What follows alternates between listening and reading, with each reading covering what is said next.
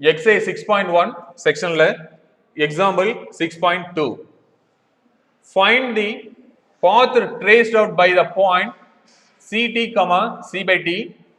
Here d not equal to 0 is the parameter and c is a constant.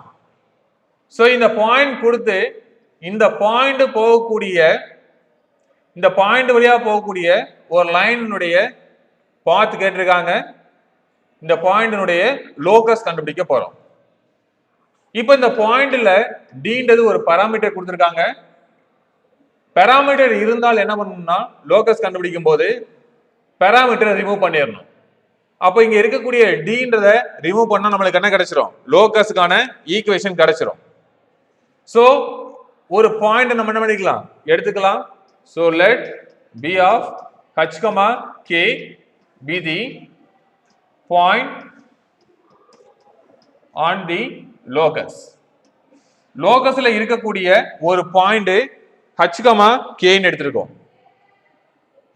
இவங்களே क्वेश्चनல என்ன கொடுத்திருக்காங்கன்னா ஒரு point அந்த லோகஸ்ல இருக்குன்னு கொடுத்திருக்காங்க. அப்ப நம்ம எடுத்துக்கக்கூடிய பாயிண்ட் தான் இந்த பாயிண்ட் நம்ம எடுத்துக்க போறோம். So b of h comma k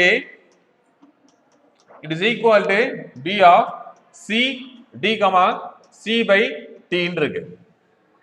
So ரெண்டு பாயிண்ட் சேம் பாயிண்டா இருந்தா முதல் வேல்யூவும் ஈக்குவலா இருக்கும். So h equal to cd and k equal to c by t. So locus கண்டுபிடிக்கும் போது பாராமீட்டர்ஸ் இருந்தால் அந்த பாராமீட்டரை ரிமூவ் பண்ணணும். அப்ப இதுல இருக்கக்கூடிய பாராமீட்டர் dன்றது தெரியுது. அப்ப என்ன பண்ணணும்? இந்த ரெண்டு ஈக்குவேஷனை யூஸ் பண்ணி d ய ரிமூவ் பண்ணணும். அப்ப என்ன பண்ண போறோம் அப்படின்னா இந்த இடத்துல d இருக்கு, இங்கேயும் d இருக்கு. அப்போ இதை என்ன பண்ணிக்கலாம்? முதல்ல கிராஸ் பண்ணி d னுடைய வேல்யூவை கண்டுபிடிச்சிடலாம். So d is equal to c by k ன்னு கிடைக்கும். அப்ப இங்க d னுடைய வேல்யூ c by k னா இந்த இடத்துல என்ன பண்ணலாம்? கொண்டு வந்து அப்ளை பண்ணிடலாம். சோ அப்ப இந்த ஈக்குவேஷன்ல அப்ளை பண்ணுங்க. h is equal to c into c by k ன்னு கிடைக்கும். So c into c square வரும். அப்ப என்ன கிடைக்கும்? இங்க டிவைட்ல k, இதுல h. k வை அப்படியே கிராஸ் பண்ணனும் அப்படினா h into k is equal to c square ன்னு வரும். சோ இப்போ இந்த ஈக்குவேஷன்ல நம்மளுடைய பாராமீட்டர் d இல்ல. சோ அப்ப இத என்ன பண்ணிக்கலாம்? லோகஸ்னுடைய ஈக்குவேஷனை கன்சிடர் பண்ணும்போது ரீப்ளேஸ் பண்ணனும். So replace